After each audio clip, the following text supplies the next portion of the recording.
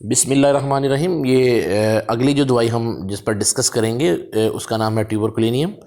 ट्यूबरकुलिनियम सुनने से पहले आप मेरे चैनल को सब्सक्राइब करना मत भूलिएगा और बेल आइकन के बटन को भी ज़रूर दबा दीजिए ताकि आपको ऑडियोज़ और वीडियोज़ जो हैं वो ऑटोमेटिकली आपको मिलती रहें। ट्यूबरकुलिनियम जो है ये बहुत गहरा असर रखने वाली दवाई है। इस वक्त दुनिया में सबसे ज़्यादा जो पेशेंट हैं वो ट्यूबरकुलिनियम के हैं। ट्यूबरकुलिनियम बेसिकली तिब्बत के जो मरीज़ हैं उनके मादे से तैयार करदा ये दवाई है। ये दवाई जो है इसको डॉक्टर बर्नट ने इस पर बहुत ज़्यादा काम किया है, डॉक्टर कैंट साहब ने काम किया है। ये दवाई बेसिकली सोरक मिजाज के पेशेंट को भी ठीक करती है, उनके जल्दी अमराज को ठीक करती है। ये जो ट्यूबरकुलिनियम का पेशेंट होता है ये आलू बड़े पसंद करता है, ये कुत्ते से बड़ा डरता है। ये पेशेंट जो है इसको हमा वक्त ठंड लग जाती है, थोड़ा सा गर्मी में एसी में बैठ जाए तो उसको जो है ठंड लग जाती है। और ऐसा मरीज़ जो है जो किसी भी हालत में इसको ठंड जो है वो बड़ी जल्दी लग जाए तो ट्यूबरकुलिनियम है। ये गर्मियों में भी कंबल लेके सोना पसंद करता है, थोड़ा सा हवा का झोंका भी लग जाए तो वहाँ भी ट्यूबरकुलिनियम को हम आजमा सकते हैं। ट्यूबरकुलिनियम जो है ये टीबी के पेशेंट पर भी काम आती है। ऐसे पेशेंट जिनकी हड्डियों की टीबी हो गई है, जिनको फेफड़ों की टीबी हो गई है, या जिनके जिस्म के में अंदर टीबी जो है वो जिस्म को खाए जा रही है, वहाँ पर ट्यूबरकुलिनियम बेहतरीन काम करती है। ट्यूबरकुलिनियम को मैं ये कह सकता हूँ कि ये जिस्म के अज़ा को खा जाती है, तो इसीलिए ट्यूबरकुलिनियम के पेशेंट के ऊपर आप देखेंगे कभी भी गोश्त नहीं आएगा। गोश्त पोस्ट से खाली जो पेशेंट है वो ट्यूबरकुलिनियम होगा।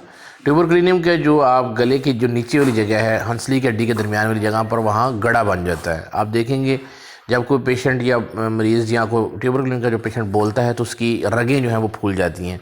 जो रगों का फूल जाना है ये भी ट्यूबरकुलिनियम की हमें ट्यूबरकुलिनियम ही होता है।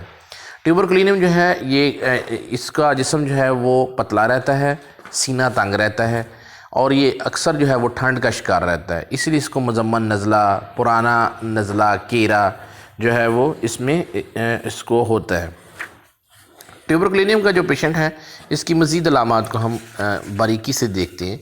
ट्यूबरकुलिनियम का पेशेंट जो है इसमें दमा और नज़ला जो पुराना हो जाता है तो उसको ट्यूबरकुलिनियम की ऊंची ताकत में दे दिया जाए, यानी 10 या 50 या CM में दे दिया जाए, तो उसके बाद उसका इंतज़ार किया जाए तो ट्यूबरकुलिनियम क्या करेगी कि सारा मादे को ख़राज कर देगी और दमा जो है वो एक दफ़ा जिस्म से दफ़ा हो जाएगा, क्योंकि बलगम जो है वो जिस्म से निकल जाएगी, बलगम को उखाड़ फेंकेगी, जिसके नतीजे में जो है वो पेशेंट जो है वो ठीक हो जाएगा।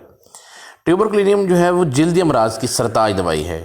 हालांकि लोग ट्यूबरकुलिनियम और बेसिलिनियम को जिल्द के ऊपर इस्तेमाल नहीं करते, लेकिन मैंने इसको ट्यूबरकुलिनियम को जिल्द के ऊपर बहुत बेहतरीन और मुफीद पाया। ऐसी दद्दर या चंबल या ख़ारिश जो खुशक हो चुकी हो, जो किसी भी दवाई से ठीक होने में ना आए, तो आप उसको ट्यूबरकुलिनियम 1000 ताकत में देकर नज़ारा लें।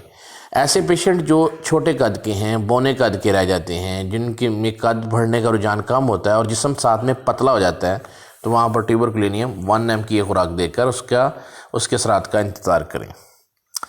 ट्यूबरकुलिनियम बुखारों की बहुत बड़ी दवाई है। मलेरिया बुखार ख़ुसूसन जिसमें ठंड लगती है, दांत बजते हैं, मरीज़ जो है वो बार बार ठंड की शिकायत करता है और अपने ऊपर बिस्तर लेना पसंद करता है, तो वहाँ पर भी ट्यूबरकुलिनियम बेहतरीन काम करती है। ट्यूबरकुलिनियम का जो दायरा असर है ये बहुत ज़्यादा वसी है। ये जिस्म के हर हिस्से के ऊपर होता है, जैसे कि आपके जिस्म पर हड्डियों तक असर करता है और मैदे के ऊपर, जिगर के ऊपर, फेफड़ों के ऊपर, दिल और दिमाग के ऊपर भी ट्यूबरकुलिनियम जो है वो असरात अपने रखती है। ट्यूबरकुलिनियम के जो पेशेंट हैं इनमें अगली बात जो बहुत इंपॉर्टेंट है, उनकी हड्डियों का गलना, हाथों पर कैंसर हो जाना, नसूर बन जाना, सर में शदीद दर्द हो जाना, अंदरूनी ज़ख्मों की वजह से जिस्म में बेशुमार तब्दीलियाँ, हत्ता के पागलपन तक हो जाता है, वहाँ भी ट्यूबरकुलिनियम को दिया जा सकता है। ट्यूबरकुलिनियम को इन जो पागलपन या इस तरह की जो कैफियत पैदा होती है और जिसम जो बहुत ज़्यादा पतला, लंबा और सूखा सा हो जाए, तो वहाँ पर ट्यूबरकुलिनियम 10 mg की खुराक दे के उसके असरात का इंतज़ार करना चाहिए। हड्डियों की टीबी में सबसे ताकतवर दवाई जो है वो ट्यूबरकुलिनियम है। ट्यूबरकुलिनियम को आप इस्तेमाल करें। बेशतर डॉक्टर क्लिकेरिया कार्ब भी यूज़ करते हैं। गो के क्लिकेरिया कार्ब का बेहतरीन रिजल्ट है, लेकिन क्लिकेरिया कार्ब से पहले अगर आप ट्यूबरकुलिनियम दे देंगे तो ट्यूबरकुलिनियम के बाद क्लिकेरिया कार्ब बहुत अच्छा काम करती है। ये 40 से 60 दिन के बाद आप क्लिकेरिया कार्ब दे सकते हैं।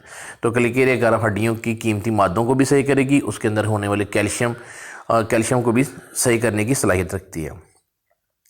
कलकेरिया कारब जो है इसका ट्यूबरकुलिनियम से बड़ा गहरा ताल्लुक है, बल्कि ये एक ही बात है। मैंने अपनी प्रैक्टिस में देखा है कि ट्यूबरकुलिनियम और कलकेरिया कारब एक दूसरे की मुआवनो मददगार दवाइयाँ हैं, लेकिन पहले आप ट्यूबरकुलिनियम दें, उसके बाद आप उसे कलकेरिया कारब दें। ट्यूबरकुलिनियम का उज़लाती निज़ाम बहुत कमज़ोर हो जाता है। जब जिस्म पे ताकत कम हो जाती है तो उज़लाती निज़ाम ऑटोमेटिकली कमज़ोर हो जाता है और अज़ा लटक जाते हैं और जिस्म पे लटके महसूस भी होते हैं और लटक भी जाते हैं। और इसमें सबसे इम्पॉर्टेंट बात है कि बच्चों की आंतों का बाहर निकलना, जिसे आप हर्निया कहते हैं, हर्निया की बेहतरीन दवाई है और मैंने इसको हर्निया पे बेशतर पेशेंट पर इस्तेमाल किया है। ऐसी हर्निया जो कि नाफ की हर्निया हैं और चड्डों की यानी इंग्यूनल हर्निया होती हैं, वहाँ पर भी इस्तेमाल हो सकती है। जो ट्यूबरकुलिन का पेट है ये ऐसा होता है जैसे ऊंधी प्लेट होती है और इसमें एक बहुत इंपॉर्टेंट अलामत है कि मर्दाना या ज़नाना आज़ा जो हैं वो नीचे गिरने का एहसास होता है, जैसे कि सिपी और लीलियम टिग में होता है। लेकिन इसमें जो ट्यूबरकुलिनियम जो है वो उनसे ज़्यादा बेहतर काम करती है। अगली बहुत इंपॉर्टेंट बात यह है कि ये आँख के ऊपर इसका बहुत अच्छा इफ़ेक्ट है। ये आँख के लेंस को ठीक कर देती है, आँख के अंदर होने वाली गुहांजनियों को ठीक करती है और बहंगापन और जो एस्टिग्मेटिज्म, आँखों का टेढ़ापन, आँखों का जाविया सही नहीं होता, वहाँ पर भी ट्यूबरकुलिनियम 1 ml दे के आप उसके सरात का इंतज़ार करें तो वो बहंगापन जो है वो कुछ महीनों में ठीक हो जाता है। ऐसे पेशेंट जो कमज़ोर भी हों और उनकी आई साइट कमज़ोर हो, ग्लासेस वगैरह लगी हों, तो वहाँ पर भी ट्यूबरकुलिनियम दी जा सकती है, क्योंकि ट्यूबरकुलिनियम का जो लेंस है वो ट्यूबरकुलिन लेंस को साफ़ करने की सबसे बड़ी दवाई है और ऑप्टिक नर्व की एट्रोफी को भी दूर करने की सलाहियत रखती है। अगली इंपॉर्टेंट बात जो है वो ये खून-ए-हैज़ जो है वो बहुत ज़्यादा आता है। ट्यूबरकुलिन में खून-ए-हैज़ बहुत ज़्यादा आता है और बहुत लंबा अरसे तक रहता है, जबकि सल्फ़र के जो पेशेंट होते हैं उनमें मेंसेस कम आते हैं और अरसा भी कम होता है, लेकिन थोड़ा थोड़ा दाग जो है वो लगता रहता है। ये दोनों दवाइयों को आप अच्छी तरह समझ लें कि मेंसेस जो है वो बार बार आएँ, ज़्यादा आएँ, तेज़ आएँ और लंबे अरसे तक रहें, यानी 15-20 दिन रहें, तो वहाँ पर ट्यूबरकुलिनियम को नज़रअंदाज नहीं करना चाहिए, बल्कि ट्यूबरकुलिनियम को ही देना चाहिए। खुशक और मुज़म्मन और पुरानी ज़िद्दी ढीठ किस्म की खांसी को दूर करने की सलाहियत रखने वाली दवाई जो है वो ट्यूबरकुलिनियम है। ट्यूबरकुलिनियम जो है वो बलगम निकाल कर गले को साफ़ करती है, छाती को साफ़ कर देती है, जिसकी वजह से खांसी का आर्दा जो है वो जाता रहता है। इसलिए आप इसको ट्यूबरकुलिनियम जो है वो 1 ml की एक खुराक दे दें। उसके बाद अगर फिर भी खांसी जो है वो बरकरार है तो वहाँ पर स्टेनोमेट को भी दे सकते हैं। स्टेनोमेट जो है वो बलगम को नरम कर देती है और जो ट्यूबरकुलिनियम है वो इसको जिस्म से बाहर निकाल देती है। इसलिए स्टेनोमेट और ट्यूबरकुलिनियम का आपस में बड़ा गहरा ताल्लुक है। अगली बहुत इंपॉर्टेंट बात है कि सोते में उज़लात को झटके लगना, फिट्स पड़ना, बार बार एक नुमाया अलामतें जो हैं वो बार बार वापस आ जाएँ, खुसूसन उज़लात का झटके लगना, तो वहाँ पर भी ट्यूबरकुलिनियम को नज़रअंदाज नहीं करना चाहिए। अगली बहुत इंपॉर्टेंट बात है ये कि दिल के अमराज़ के लिए बहुत अच्छी है कि जहाँ पे जो दिल है वो अच्छे तरीके से काम नहीं करता, दिल की धड़कन बेकायद हो जाती है, दिल के बैठने का एहसास और दिल में झटके और जिस्म पे हमा वक़्त कमज़ोरी का एहसास, मरीज़ करवट नहीं ले सकता और वो इसलिए वहाँ पर भी ट्यूबरकुलिनियम इस्तेमाल की जा सकती है, बल्कि ट्यूबरकुलिनियम को इस्तेमाल करना चाहिए। मुज़म्मन बीमारियाँ जो कि हमारी रोज़मर्रा ज़िंदगी में पुरानी हो चुकी हैं, ज़िद्दी हो चुकी हैं, लाइलाज हो चुकी हैं, ऐसी अलामत जो जाने का नाम नहीं लेती, वहाँ पर मेडोरेनम, ट्यूबरकुलिनियम ये बहुत बड़ी दवाइयाँ हैं। इनको आज़माना चाहिए, ख़ुसूसन ऐसी जगहों पर जो मरीज़ रहते हैं जहाँ पर रोशनी का मुनासिब इंतज़ाम नहीं है, जो तंगो तारीक गलियों में रह रहे हैं, जहाँ पे हवा, रोशनी, सूरज सही तरीके से नहीं पहुँच रहा, वहाँ पर भी टीबी के पेशेंट जो हैं वो आम तौर पे पाए जाते हैं।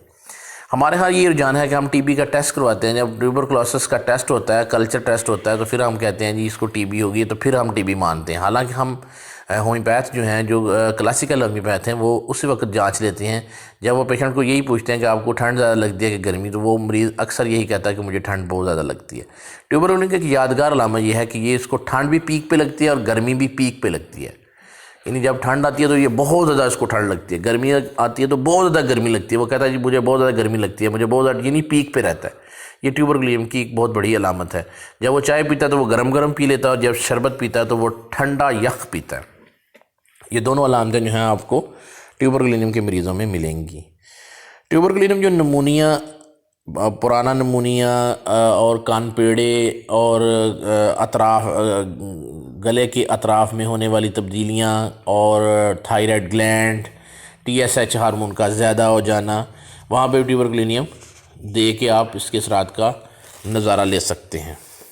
जिगर के ऊपर इस दवा का बहुत इफ़ेक्ट है। अफसोस है कि हम जिगर और तिली के ऊपर इसको इस्तेमाल नहीं करते। हम लाइकोपोडियम सल्फ़र वगैरह इस्तेमाल करते रहते हैं। हालांकि ये जिस्म को सूखने से भी बचाती है और जिगर और तिली को ठीक करने की सलाहियत रखती है। इसको 1 mg की एक खुराक दे के इसके इंतज़ार करेंगे। गोश्त से नफ़रत भी जो है वो ट्यूबरकुलिनियम की मशहूर अलामत है, ट्यूबरकुलिनियम की इंपॉर्टेंट अलामत है, अहम अलामत है। गोश्त से नफ़रत जो है ये ट्यूबरकुलिनियम का पेशेंट का खासा है। तो ट्यूबरकुलिनियम 10,000 में एक ताकत या देनी चाहिए, 10,000 ताकत की एक खुराक ज़रूर देनी चाहिए। ट्यूबरकुलिनियम जो है वो इतनी बड़ी दवाई है कि बहुत सी दवाइयों से मुशाबे कर जाती है। ट्यूबरकुलिनियम और सल्फ़र में मुशाबा जो है वो पेट की लामात हैं, ख़ुसूसन सुबह के वक्त दस्त का लग जाना, पेचस का आ जाना, कभी कब्ज़ कभी पेचस, कभी इसहाल कभी कब्ज़, कभी बहुत ज़्यादा कब्ज़, कभी कब्ज़ के साथ खून आ जाना, कभी कब्ज़ के साथ आंतड़ियों की अंदरूनी सतह पर खून का इज्तिमा हो जाना। तो वहाँ पर ट्यूबरकुलिनियम बहुत अच्छा काम करती है। खैज़ का खून जो है वो बहुत देर तक आता रहता है और जारी रहता है। ये मैंने पहले भी आपको बात बताई है, लेकिन इसको समझने के लिए कि ये वाकई ट्यूबरकुलिनियम है, ये इस दवा से तफरीक करने का तरीकाकार यही है कि अगर कोई मरीज़ पतला है, कमज़ोर है, नातवा है तो वहाँ ट्यूबरकुलिनियम देंगे। अगर मरीज़ मोटा है तो कलकेरिया कारब देंगे। अगर पुरकशिश मोटा है तो पलस्टीला देंगे। ये थोड़ा सा ज़हन में रखिएगा। जो इसकी जो मददगार दवाइयाँ हैं वो कलकेरिया कार्ब है, ब्रायोनिया है, चाइना है। तो ट्यूबरकुलिनियम को आप जो है वो 30 ताकत से तो नहीं शुरू कर सकते, ये क्योंकि नसोड़ है। इसको आप 200 से शुरू करके CM तक जो है वो ले जा सकते हैं और मरीज़ को जो है वो उसकी नवीयत के मुताबिक, उसकी जो है वो अलामात के मुताबिक, कितनी अलामत पुरानी हो चुकी है उसके मुताबिक आप उसे दे सकते हैं। Thank you for watching. अल्लाह हाफिज़।